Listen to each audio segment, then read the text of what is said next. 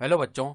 तो चलिए इस प्रश्न को पढ़ते हैं। सिद्ध कीजिए कि log a comma log a b comma log a b square comma log a b की घात 3 डॉट डॉट डॉट समांतर श्रेणी में है।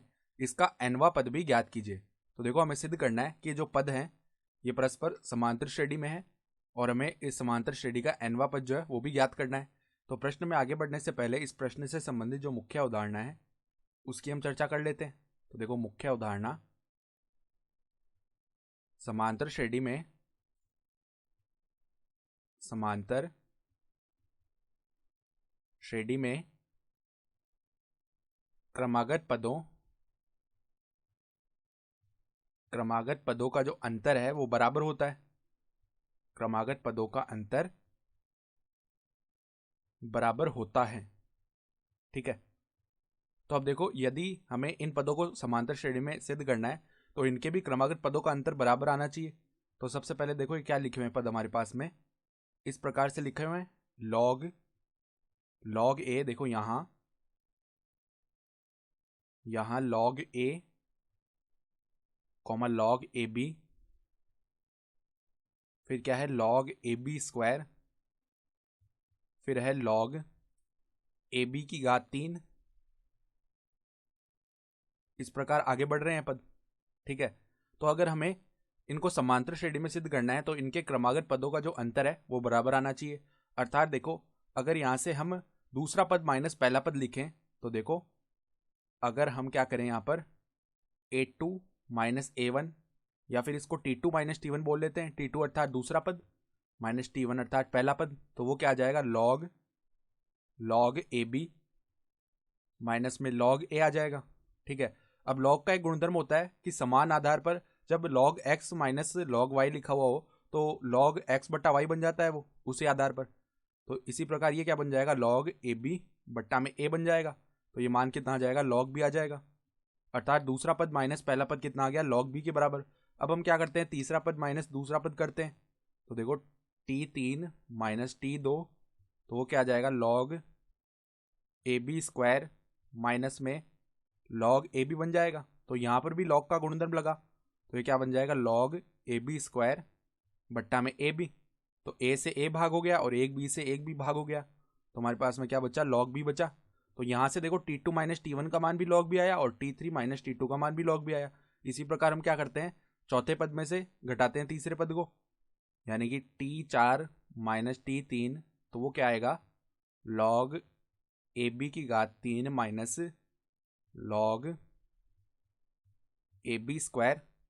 तो ये क्या बनेगा, लॉग ए बी की घात 3 बट्टा में ए बी स्क्वायर बन जाएगा।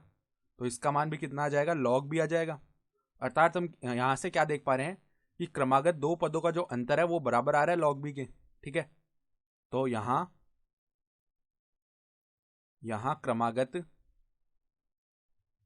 क्रमागत पदों का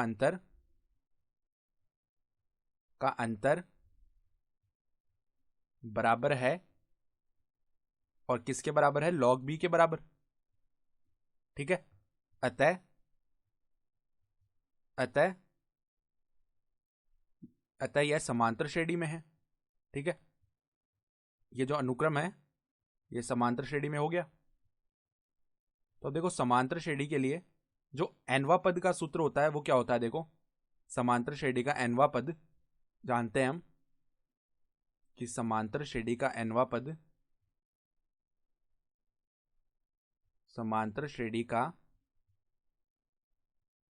पद जिसे हम tn के द्वारा प्रदर्शित करते हैं वो क्या होता है, t1 माइनस में n माइनस 1 गुणा में d। जहां पर t1 क्या होता है, समांतर श्रेणी का प्रथम पद, और यहाँ पर d क्या होता है, समांतर श्रेणी का सार्वंतर, अर्थात क्रमागत दो पदों का जो अंतर आ रहा है उसी को हम d बोलते हैं। तो अब देखो, ये जो हमारे पास में आई समांतर श्रेणी, ठीक है, हमने सिद्ध करके दिखा दिया समांतर श्रेणी में, तो इसका nवां पद लिख लेते हैं। तो देखो, दी गई श्रेणी का nवां पद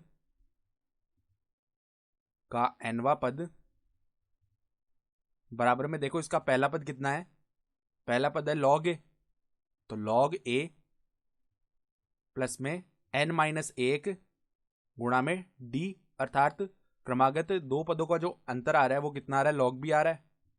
तो सार्वंतर क्या हो गया, लॉग बी हो गया।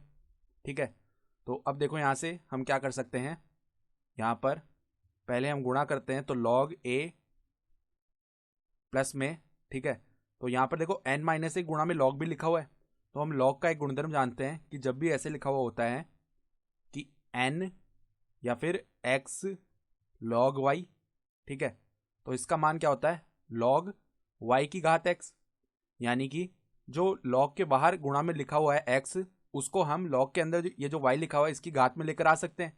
तो इसी प्रकार देखो यहाँ पर log b के गुणा में लिखा हुआ है n माइनस एक, तो ये n माइनस एक को हम घात में भेज सकते हैं b की घात में। ठीक है, तो देखो यहाँ पर भेज देते हैं हम, तो ये क्या बन जाएगा, log b और इसकी घात हो जाएगी n माइनस एक।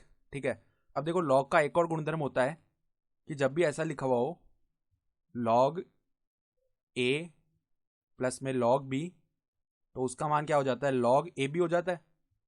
ठीक है, यानी हम यहाँ से जो योग में लिखे हुए हैं log के पद, उनको सम्मिलित करके हम गुणा में लिख सकते हैं log a b के रूप में। तो इसी प्रकार यहाँ पर भी अगर हम ये गुणधर्म लगाएं तो ये क्या बन जाएगा, बराबर में log a गुणा b की घात n माइनस एक बन जाएगा। तो हमारे पास में जो nवा पद है वो कितना आ गया, log a b की घात n माइनस एक। तो अब देखो हमने nवा पद भी निकाल लिया। अब हम क्या करते हैं, हम यहाँ से जांच कर लेते हैं कि यहाँ पर अगर n बराबर एक रख रहे हैं तो ये पहला पद आना चाहिए, n बराबर दो रखने पर दूसरा पद आना चाहिए और n बराबर तीन रखने पर तीसरा पद आना चाहिए। तो अब देखो यहाँ अगर हम वापस t1 निकालें, हम जांच कर रहे हैं कि समांतर श्रेणी में आ रहे हैं ना, जो हमें शुरू में दी हुई थी। तो nवें पद में अगर हम n बराबर एक रखें तो क्या आ जाएगा, देखो एक माइनस एक जीरो बन जाएगा, यानी b की घात जीरो, तो केवल log a बन जाएगा।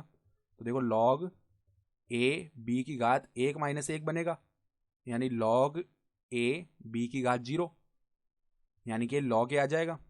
और यही हमारे पास में देखो जो दिया हुआ जो श्रेणी है उसके अंदर देखो यहाँ पर पहला पद log a आ रहा है। ठीक है, तो t1 तो निकाल लिया। इसी प्रकार अगर हम t2 निकाल लें तो log a b दो माइनस एक बनेगा, अर्थात ये आ जाएगा log a b। और हमारे पास में देखो ये समांतर श्रेणी है, इसमें जो दूसरा पद है वो log a b है।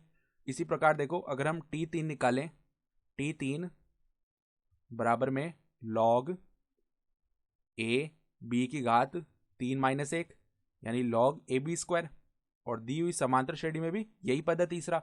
इसी प्रकार अगर हम t4 निकालें तो क्या बनेगा, log a b की घात चार माइनस एक, तो log a b की घात तीन बन जाएगा। ठीक है, और ये हमारे पास में दी हुई समांतर श्रेणी का चौथा पद भी था। तो हम क्या लिख सकते हैं,